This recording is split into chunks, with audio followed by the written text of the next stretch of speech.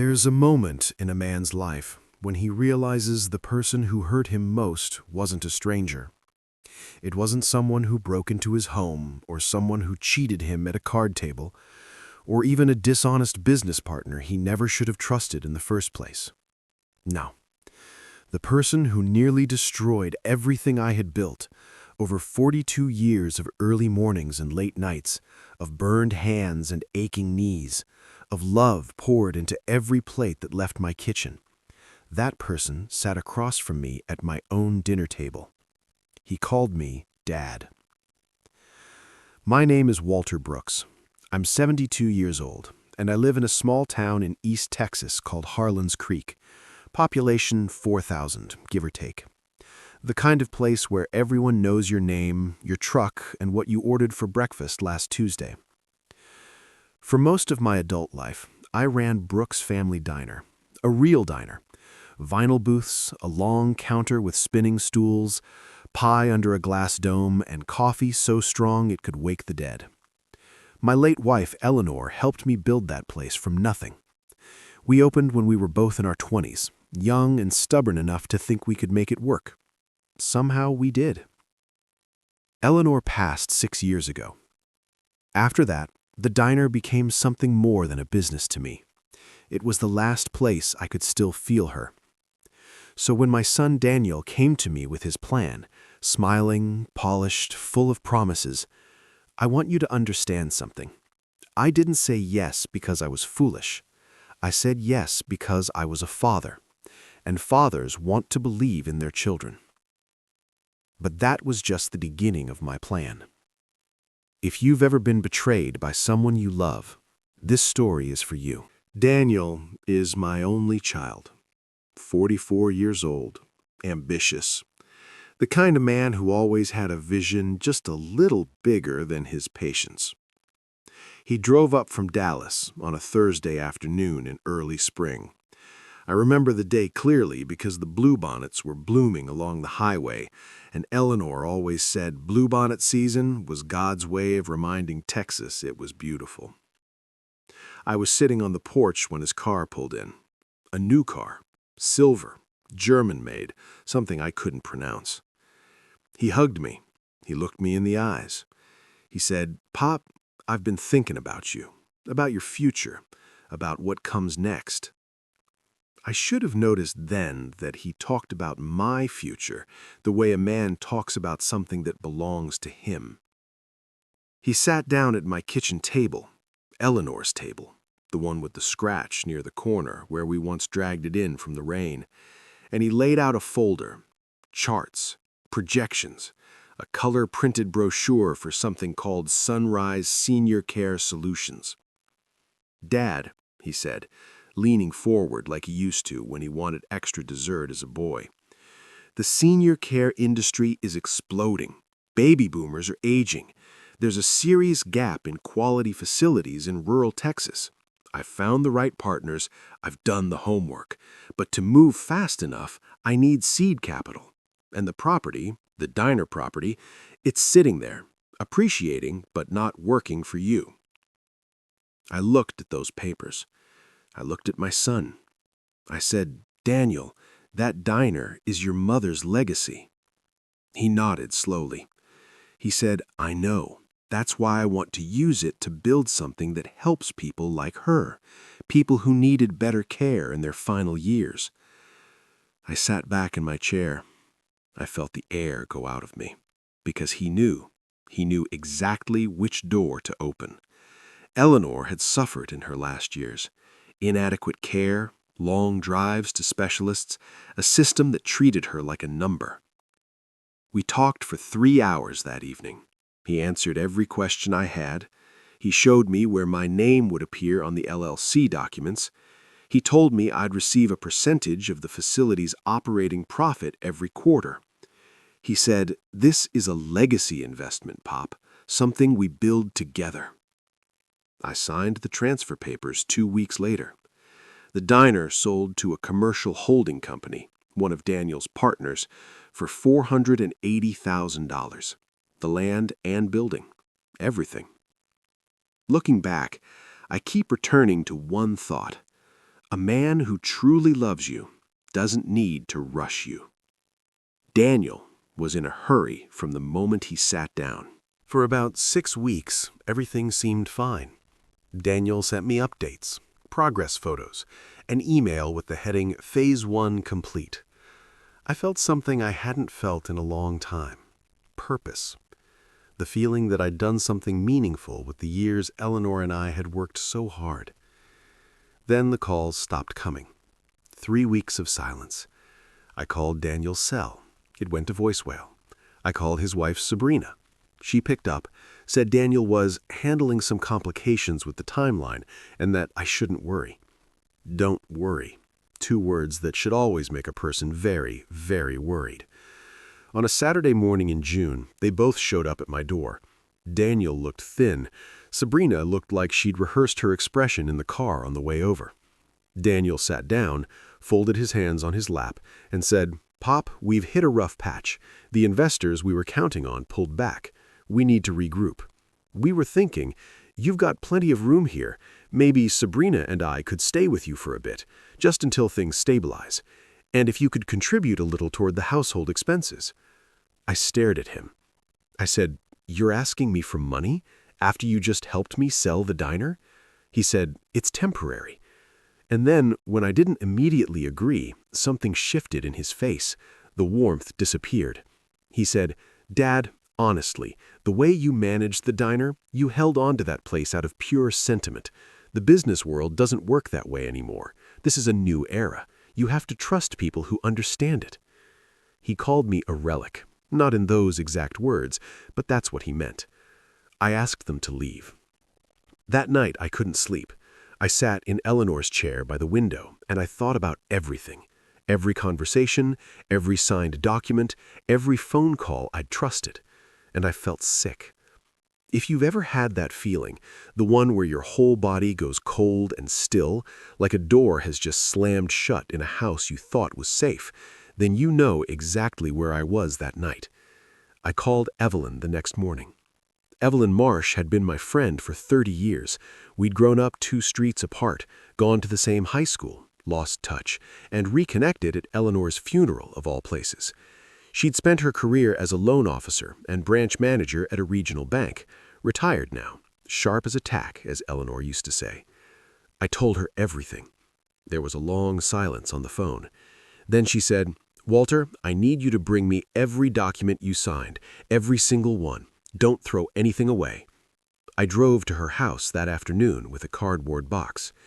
She went through the papers for 2 days. On the 3rd day, she called me back and said, "Come over and brace yourself."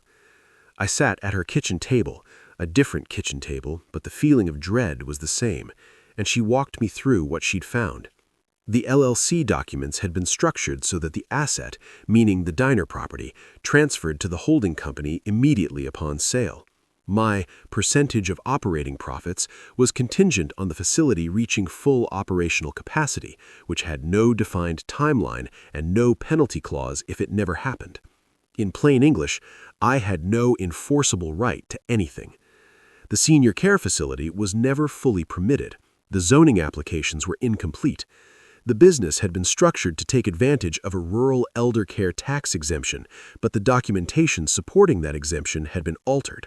My signature had been used, without my specific knowledge, to imply that I was a consenting investor in the tax filing.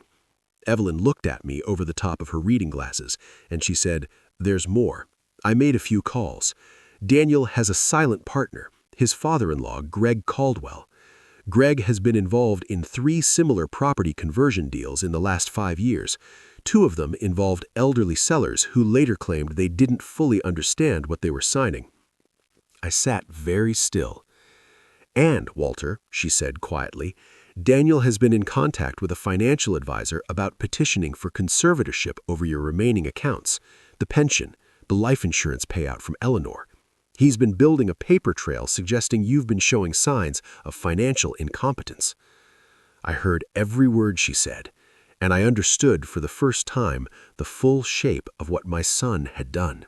This wasn't a failed investment. This wasn't bad luck or poor planning. This was a deliberate scheme, and I had been the target from the very beginning. I didn't cry. I wanted to, but instead, I felt something settle in my chest, cold and clear and very, very calm. I said, "Evelyn, who do I need to talk to?" She smiled, just a little. She said, "I already made a call. Leo Grant can see you Monday morning." Leo Grant was not what I expected. I expected a sharp-suited city lawyer. What I got was a 60-year-old man in a flannel shirt and reading glasses, sitting behind a desk covered in stacked files and a half-eaten bag of pretzels. He'd practiced law in Harlan's Creek for 30 years. He knew everyone. He had a reputation for being, as Evelyn put it, the kind of man who doesn't raise his voice because he doesn't need to. I liked him immediately. I laid out everything. He listened without interrupting. When I finished, he leaned back in his chair and said, "Walter, I want to be straight with you. You signed some of these documents voluntarily. A civil case isn't a guaranteed win. But the fraudulent use of your signature on the tax exemption filing, that's a different animal. That's criminal territory. And the conservatorship play, if we can document that, a judge is going to be very interested." He looked at me.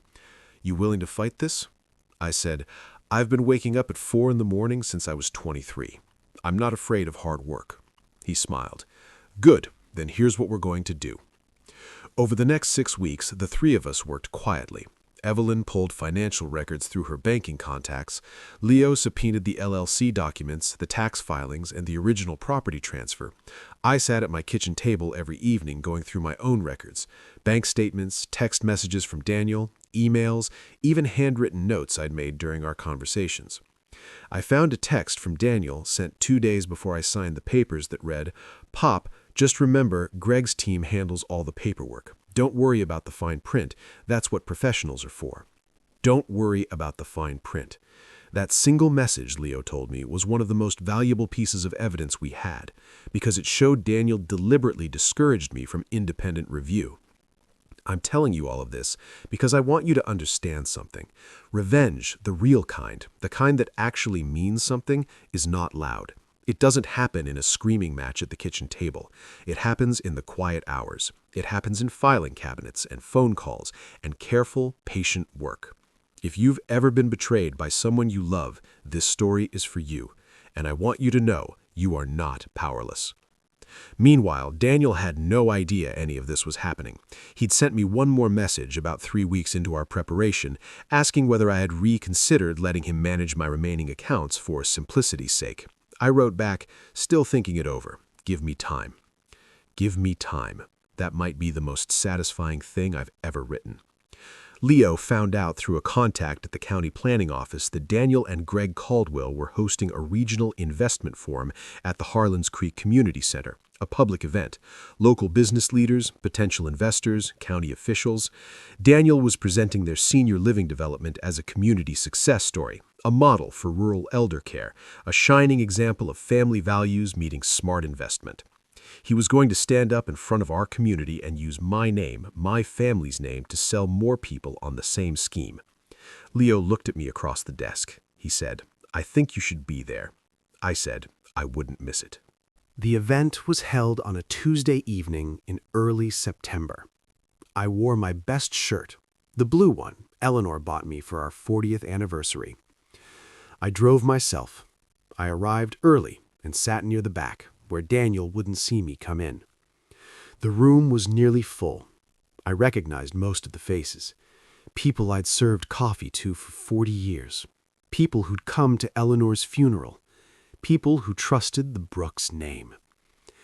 Daniel walked in at 6:15, looking polished and confident. Greg Caldwell was beside him, silver-haired and smooth. They worked the room like professionals. Handshakes, laughs, business cards. Then the presentation began. Daniel stood at the podium with a screen behind him showing beautiful images of the planned facility. He talked about vision. He talked about community. He talked about his father. "My dad," he said, voice warm and practiced, "ran Brooks Family Diner for over 40 years. He taught me that real success is about serving your community, not just yourself. When he decided to retire, he trusted me to carry that spirit forward, and that's exactly what Sunrise Senior Living is built on, that legacy of service." I watched people in the audience nod. I watched them lean forward, moved, and I felt my jaw tighten. I waited. I let him reach the part of the presentation where he began discussing investment opportunities. He was asking for new partners, new capital. He was building toward a close. Then I stood up. I walked slowly down the center aisle. I didn't rush. A few people turned to look at me. Someone near the front whispered my name. Daniel saw me when I was halfway to the front. I watched his face go still, not exactly surprised, more like a man who has suddenly realized the ground has shifted under him and he doesn't know which way to step. I reached the front. I turned to face the room. I said, "I'm sorry to interrupt. My name is Walter Brooks, and I think before anyone writes a check tonight, you deserve to hear the rest of the story." There was a silence so complete I could hear the air conditioning. Leo's associate had sent certified packets to the county attorney's office and the state tax board that afternoon, but what I held in my hands was simpler than that. It was a single printed sheet, a clear, plain language summary of the documented findings. The altered tax exemption filings, the unenforceable profit-sharing agreement I'd signed, the text message discouraging me from reviewing the fine print, the records showing Daniel's inquiry into petitioning for control of my accounts. I read it aloud, all of it, slowly and clearly, the way Eleanor always said I should speak when I had something important to say. No one moved. No one interrupted. When I finished, I folded the paper. I looked at my son, and I said, very quietly, "Family is not a ladder you climb on the backs of the people who love you." Daniel started to speak, something about context, about misunderstandings, but the room had changed. You could feel it. The man from the county assessor's office near the door was already on his phone. Two of the local business owners had their heads together, speaking low and fast. Greg Caldwell had gone very pale. I turned and walked back up the aisle. I didn't look back. Outside, under the September sky, I sat on a bench by the parking lot for a long time. My hands were steady. My heart was steady. I thought about Eleanor and about the first morning we ever opened the diner, how scared we were, how we held hands in the parking lot before we unlocked the door. I thought, I kept my end of things. I kept the name clean. If you've ever been betrayed by someone you love, this story is for you. And I want you to know, sometimes the most powerful thing you can do is simply tell the truth in a room full of people who need to hear it. Within 10 days, the State Tax Board opened a formal audit of the Sunrise Senior Living LLC. Leo filed a civil complaint on my behalf for fraudulent misrepresentation and unauthorized use of my signature in tax filings. Greg Caldwell's attorney reached out before the week was out, indicating his client was open to resolution discussions. Daniel retained his own lawyer. The Regional Investment Forum dissolved before it ever really started. No new investors signed on. Two of the existing silent partners quietly withdrew. 3 months later, a partial settlement was reached. It wasn't everything, it never is. But a significant portion of the transferred funds was returned through a structured repayment agreement. The altered tax documents were the leverage that made that happen. Criminal charges were referred for consideration, and while the process moved slowly, as these things always do, the paper trail Leo and Evelyn had built was thorough enough that no one on Daniel's side of the table was comfortable letting it go to trial. I'm not going to tell you the legal details are exciting. They're not. They're slow and exhausting, and there were many nights during those months when I questioned whether it was worth all of it. But then I'd think about the next person. The next 70-year-old sitting at a kitchen table, looking at charts and color brochures, being told by someone they love to trust the process and not worry about the fine print. And I'd think, this matters. Not just for me, for all of them. The diner property itself, the land, was not returned. That bead had passed hands cleanly enough, legally speaking, that reclaiming it would have required a longer fight than I was willing to wage. Some things you let go. Eleanor used to say that you can't carry everything with you. You choose what's worth the wait. What I chose to carry was this. The money that came back, combined with my remaining savings, was enough to lease a small commercial space on Elm Street, 3 blocks from where the diner used to stand. I didn't reopen the diner. Instead, I opened something new. I called it Eleanor's Table. It's not a restaurant exactly. It's a community kitchen. Open 5 days a week, lunch and dinner. Free meals for seniors living alone and for veterans. There are more of both in Harlan's Creek than most people realize. We run on donations, a small county grant that Leo helped me apply for, and the labor of about 15 volunteers, most of them people I've known for decades. The first week we opened, 23 people came through the door. By the 3rd month, we were serving over 60 meals a day. On the wall by the door is a framed photograph of Eleanor and me on opening day of the original diner. We're both young and we're both laughing at something just off camera. I don't remember what, but I love that we were laughing. Some mornings I stand in the kitchen at Eleanor's table and I feel her there with me. Not as a ghost, as a warmth. As the best parts of everything we ever did together still alive in the world. Still feeding people. I didn't expect that. But grief has a way of surprising you. Sometimes with sorrow. And sometimes, if you're patient, with something that looks almost like grace. It was a Wednesday afternoon, almost 8 months after the investment forum, when I heard a knock at the door of Eleanor's Table. I was in the kitchen, prepping for dinner service. One of my volunteers, a retired school teacher named Donna, came back and said, "Walter, there's a young woman here asking for you. Says she's family." I walked out to the dining room and saw her standing near the door, holding her coat in both hands like she wasn't sure she was allowed to be there. It was Maisie, Daniel's daughter, my granddaughter, 23 years old, with Eleanor's eyes, dark and thoughtful and a little sad. I hadn't seen her since before any of this began. I said, "Maisie?" She said, "Grandpa Walter," and her voice broke just slightly. I didn't know what to say for months. I'm sorry it took me this long. I pulled out a chair for her. I sat across from her. I said, "You don't owe me an apology. None of this was yours to carry." She shook her head. She said, "My parents are separated. Mom moved back to Houston. Dad, he's dealing with a lot right now." She paused. "I know he did something wrong. I know it was bad. I'm not here to defend him." I waited. She looked up at me.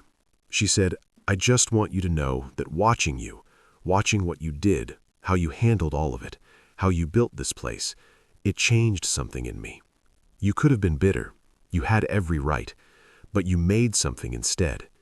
She looked around the dining room, at the tables, the photographs on the walls, the smell of something good coming from the kitchen. You made something real. I sat there for a moment, holding her words. Then I said, "You hungry?" She laughed, a surprised, watery laugh. She said yes. We ate dinner together that evening at a table by the window. The sun went down over Harlan's Creek and turned the sky that particular shade of orange-pink that only Texas does right. We talked about her life, her work, her plans. We talked about Eleanor. We talked about the diner and the good years and the pie under the glass dome. We didn't talk about Daniel, not that night. Maybe someday, maybe not. What I know is this. I did not forgive him in the way the movies show forgiveness. Tearful, sudden, wrapped up clean. I'm not sure I ever will completely. Forgiveness at my age looks less like a moment and more like a decision you make again every morning. Some mornings it's easier than others. But I did not let his choices determine the shape of my remaining years. That was mine to decide. I think about the other seniors, the ones in towns like Harlan's Creek, all across this country, who are sitting at kitchen tables right now with their children, being shown charts and brochures and told to trust the process. I think about how much they've built and how much they deserve to protect it. I think about Eleanor and the scratch on the kitchen table and the bluebonnets on the highway in spring. And I think I kept the name clean. I kept the line straight. I stood up in a room full of people, and I told the truth. Some losses stay with you. The diner is gone. I won't pretend that doesn't ache. But Eleanor's table feeds 60 people a day. And every evening when we close, I turn off the kitchen lights and I look at that photograph by the door. 2 young people laughing at something they can't even remember. And I feel deep in my chest something I hadn't expected to feel again. I feel free. Real family is the people who actually want you there. What would you have done?